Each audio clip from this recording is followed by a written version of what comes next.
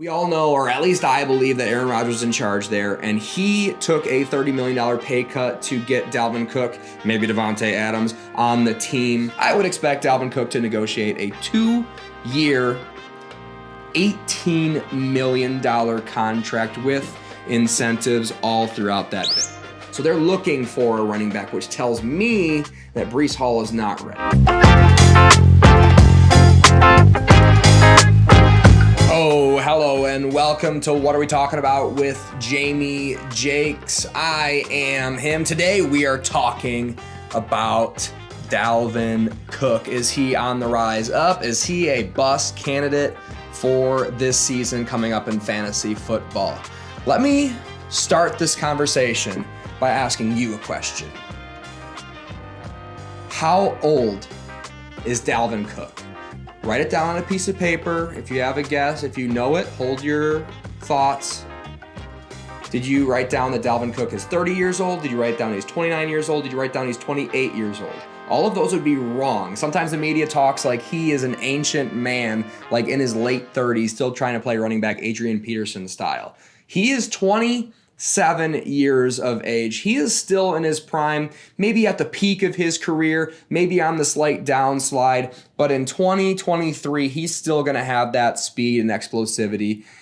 So talent and efficiency is not a concern of mine. Now, there's more things up in the air. He does have a case that he does have to handle. I'm not super concerned about it. I've looked into the details. If anything bad happened, I would like justice to be served, but I don't think anything particularly bad happened in that situation. Just me reading the tea leaves. I don't think he'll be suspended for anything in the near future, at least this season, maybe next season if we find out more about the case. So where is he going? The only correct answer is the Jets, okay? The Jets are where he's going. I think it's about 100% chance of that happening. We always see this when there's contract negotiations going on. Seems like everything's running perfectly, and then tweets start happening. Tweets get posted, tweets get deleted. Teams get put onto Instagram pages. Teams get pulled off of Twitter pages. Things like this happen every time a contract negotiation is going on because Dalvin Cook wants the Jets to think that he is potentially not all the way on board so he can get paid money, because it is almost impossible to get paid as a running back in this league. I would expect Dalvin Cook to negotiate a 2-year, $18 million contract with incentives all throughout that bitch, okay? So what does that mean fantasy-wise? Number one, Dalvin Cook is going way too low, okay? We all know, or at least I believe, that Aaron Rodgers was in charge there, and he took a $30 million pay cut to get Dalvin Cook, maybe Davante Adams, on the team. And for that reason, I think they want to use him like an Aaron Jones-style dump-off receiver, okay? So in half PPR last year, which is most formats at this moment, Aaron Jones was running back 10.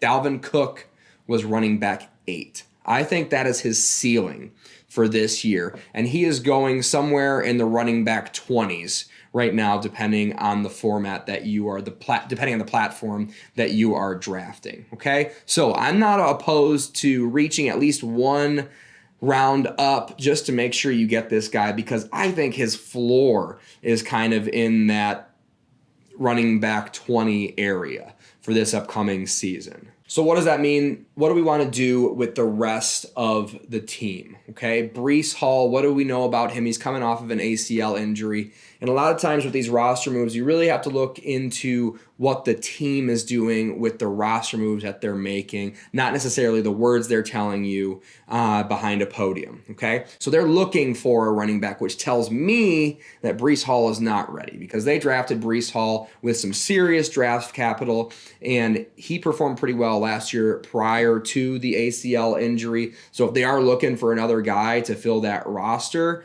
I would assume that he is not going to be 100% to start this season. Professionally, I think that as well. I am a chiropractor licensed here in Dallas, Texas, where I am recording here on Starks Avenue. Shout out. Dalvin Cook also had surgery this offseason. Basically what he got was just to tighten up that shoulder girdle. He would have been able to train full go lower body wise, obviously, within, I would assume, 1 to 2 weeks, depending on the surgeon, post surgery. When players go down with ACLs, they're obviously not able to train at a high intensity, doing explosive movements with the lower body, which of course will lead to injuries, soft tissue injuries, hamstring injuries, calf injuries later in that season. They're just not going to be as physically fit to open that regular season. I believe Dalvin Cook will come into this season looking like 100%, coming off of that shoulder injury. Now that's just not something that we're necessarily going to have to worry about as fantasy managers throughout the season. Like, when is Dalvin Cook going to have that flare up in his shoulder that was chronically unstable and sometimes had to get put in a severe brace that limited his pass catching mobility overhead?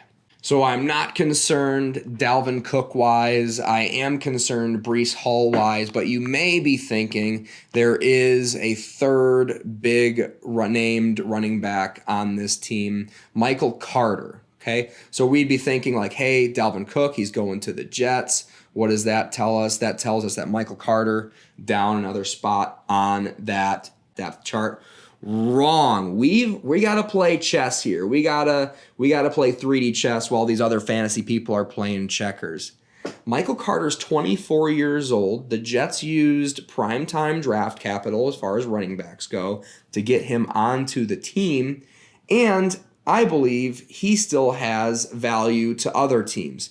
So there are some rumors on Twitter floating around that he might get traded. I think that only makes sense if they could get a 4th, a 5th, a 6th round draft pick for Michael Carter and get him onto a different team. I think after the Dalvin Cook signing is official, that is something that is going to happen very quickly on the tail end of that. Think of maybe the Cleveland Browns, think of the Buccaneers, think of the Patriots, who are looking for a backup running back. At minimum, Michael Carter will become an excellent handcuff running back on a different roster. At maximum, I believe he will have some important snaps, catching a lot of passes, maybe some red zone opportunities for Michael Carter.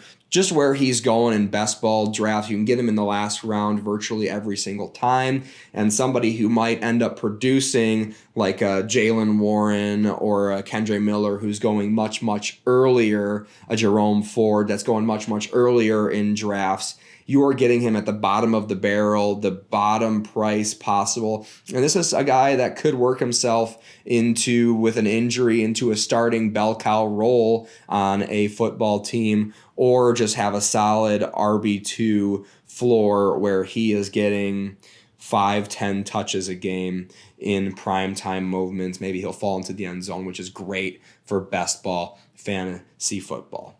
I will end this discussion with a hot take.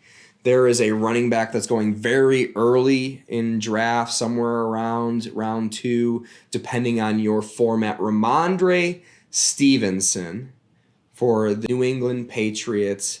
I believe Rhamondre Stevenson will score fewer fantasy points, half PPR, or any other format than Dalvin Cook this upcoming season. He is the steal of the draft. He's 27 years of age, and he will be playing for the New York Jets, where he will be playing for a quarterback that dumps it down more than any quarterback that is currently playing in the NFL. Draft Dalvin Cook. Hop on the Dalvin Cook hype train with me, your host, Jamie Jakes. It has been a pleasure. We have another big show coming up with some huge guests coming in tomorrow night. I'll have that episode up probably this weekend.